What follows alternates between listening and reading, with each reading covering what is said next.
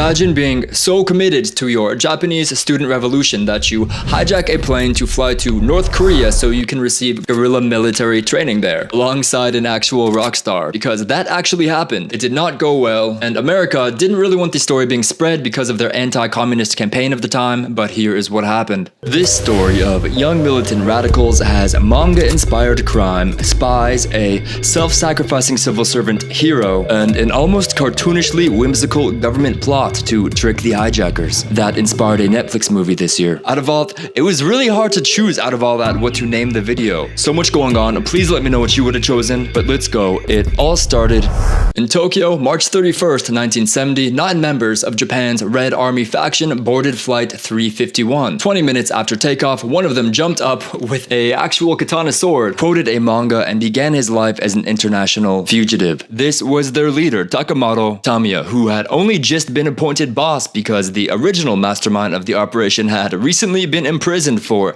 plotting to abduct the Japanese prime minister. These people were active, doing all kinds of things. Anyway, Takamoto was in charge. He managed to smuggle all manner of weapons onto the plane via 1970s airport security, got the pilot's attention with his sword, a pistol, and ropes to tie up passengers, and announced that the plane was being hijacked and they were going to go to Cuba. Their purpose was to receive military training. They wanted a Soviet-style proletarian revolution in Japan. They wanted to be trained as guerrilla fighters. Then the 8 other members popped up wielding lead pipes, more katanas, and one homemade incendiary device that would have destroyed the whole plane, and made their demands. But the pilots informed them that the 727 did not have the capability to cross the Pacific and reach Cuba, so they changed their plan last minute and demanded to be taken to North Korea for the same purpose. The ultra-communist North Korea was a much more reasonable 1,300 kilometers away, and that was doable if they could stop and refuel. So at this point, let's take a step back. Who are these people that are planning to kidnap prime ministers and taking hostages on airplanes, and none of it seems to be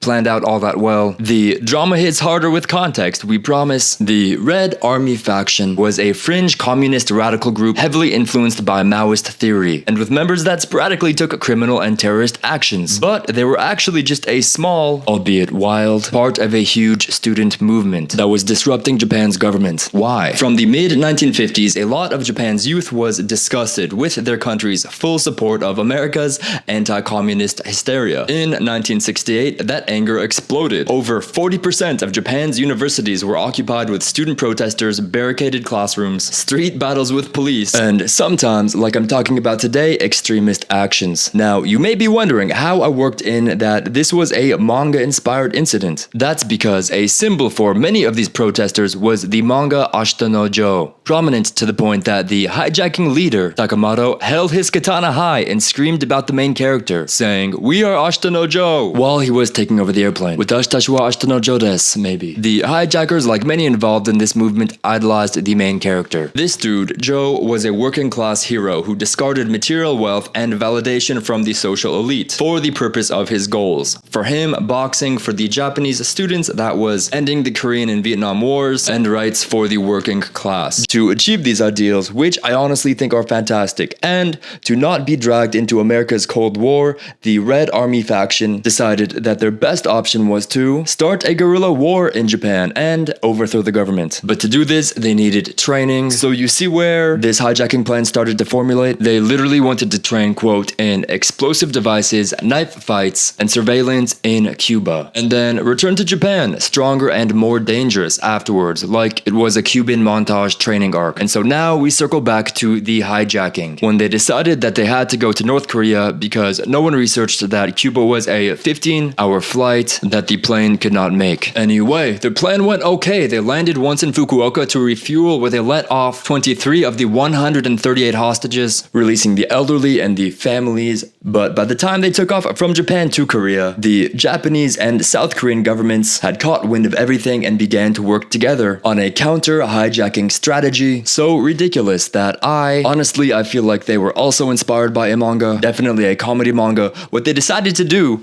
was dress up the South Korean airport Gimpo in Seoul to look like it is the North Korean International Airport, covered in North Korean flags, dress up all the soldiers there in North Korean military uniforms, and direct the hijacked plane to Seoul in South Korea, tricking the Red Faction army into thinking they landed in Pyongyang, North Korea. They would hopefully come out of the plane with their guard down, be all "안녕하세요, teach me warfare," and then they'd get arrested. Wild plan, and they went all out. They only had a couple of hours, but they hid all of the South Korean and foreign airplanes, North Korean flags everywhere, all the South Korean soldiers dressed up in North Korean uniforms. They hustled to make Gimpo Airport in Seoul look like North Korea. And then the plane landed and things were tense. But the Japanese Red Faction army felt something was not right, and they figured it out. Accounts differ as to what it was that raised their suspicions. Some sources say they glimpsed an American airplane, some say it's because they didn't see any portraits of North Korea's leader, Kim Il-sung, and some say it's because they glimpsed a black American soldier and they thought,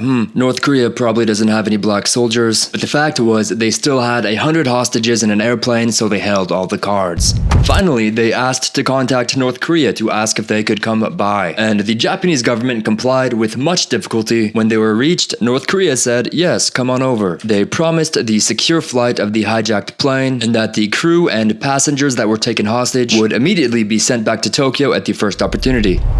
But the South Korean government put their foot down. They said, no, do not send any hostages up north over that border. With reasons, the then president of South Korea, Park Chung-hee, had nearly been killed by North Korean commando assassins 2 years earlier to this. They weren't gonna let the plane go. The hostages were horrified there was gonna be a shootout. The electricity on the plane had been cut and the toilets had stopped working, so the whole airplane started to stink horribly. If this was any more humorous of a channel, I would have added that to the title too. Japan's stinky manga student hijacking, but alas, anyway, the situation was dire.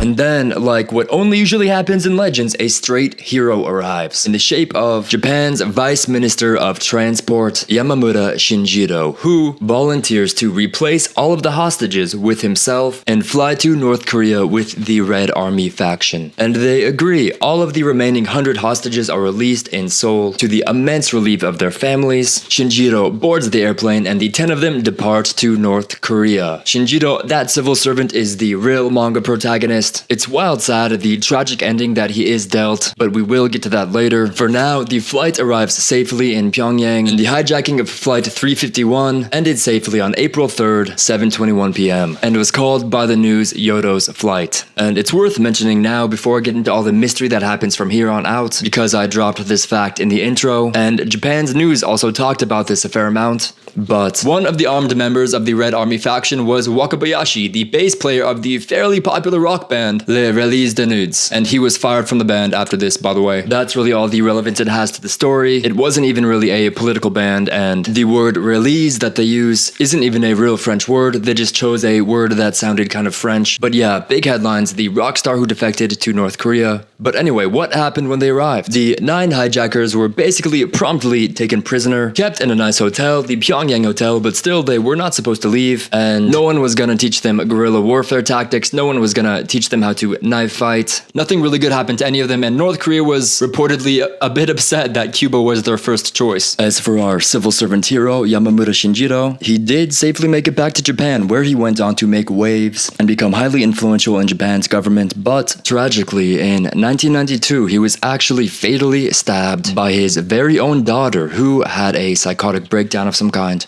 only days before he was scheduled to go back to North Korea for negotiations. A truly sad ending. So now, let's go back to North Korea to see what happened to the 9 hijackers. First, they were all subjected to mandatory intense political training and indoctrination with Juche ideology, which is North Korea's nationalistic ideology where the leader is God. And not all of the Red Army faction members survived this education. And I gotta say now that a lot of the information from here on out is pretty muddled. There are a lot of conflicting reports, but basically, 2 of the members passed away during this ideology retraining. One of them, Yoshiro Kintaro, was reported to Japan deceased in 1985.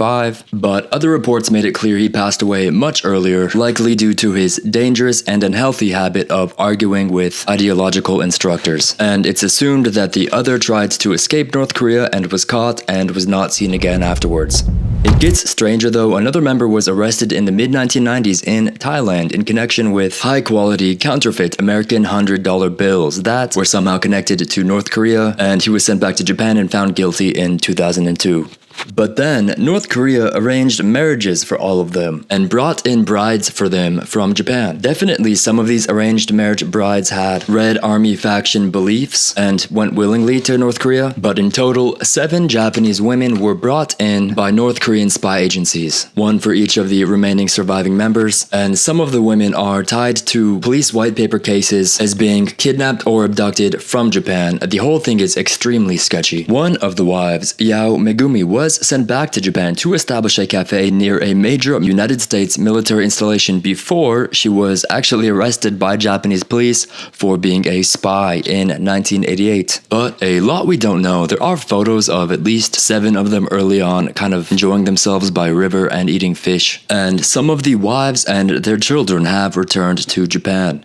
At some point, North Korea did lose interest in them. In 2002, 4 of them were pleading to go home, quote, to remove the threat of North Korea being targeted as part of the US war on terror. They have been on Japan's most wanted list for a long time. At least one of them, the rock star Wakabayashi, seemed to regret his actions of endangering a ton of innocent people, saying it was, quote, a selfish and conceited idea. Absolutely, yes. I think in general, the countercultural revolutionary student movement of Japan's 1950s through 70s held a great foundation of wanting peace and fair conditions for the working class of Japan for the purpose of a brighter future for their country. And I could almost see how some of the members of the Red Army faction could be seen as sympathetic figures, as they are portrayed as in some of the articles I read, until just for a second I put myself in the shoes of any of the family members of any of the hostages whose lives were threatened on a stinky plane. It's clear that those guys spared no thought for anyone but themselves. And it seems like all the hijackers were, in the end, basically just made to do various sketchy spy work, or else they would be made to disappear. And also, because of them, whatever kinds of coercion or worse was done with 7 Japanese women to get them to go to North Korea for arranged marriages. Nothing good came from any of this, and ending this on an even worse note, 4 years after the airplane hijacking, the wife of that South Korean president, Park Chung-hee, who adamantly refused to send the hostages to North Korea, lost her life during another assassination attempt on the South Korean president. So, that is the 1970 Red Army faction student hijacking incident. Please let me know what you think in the comments. And oddly enough, side note, the fact that the hundreds of thousands of Japanese revolutionary student protesters made the manga Ashita no Joe so popular showed publishing companies for the first time that manga with darker, morally ambiguous themes could bring in financial success, making it so that manga, and in a way that student movement, paved the way for decades of manga and anime with more intense themes aimed towards an adult audience. Interesting butterfly effect. It's wild how fiction can affect reality and vice versa. So let me know any other incidents that I should research in depth and make videos on. You all are absolute legends for watching. Please like, comment, and subscribe. It really does mean the world to me. And thank you for watching me talk about this absolutely insane story. There are a lot more that I've researched that are intense to learn about. So let me know what you think and please follow for more. Thank you.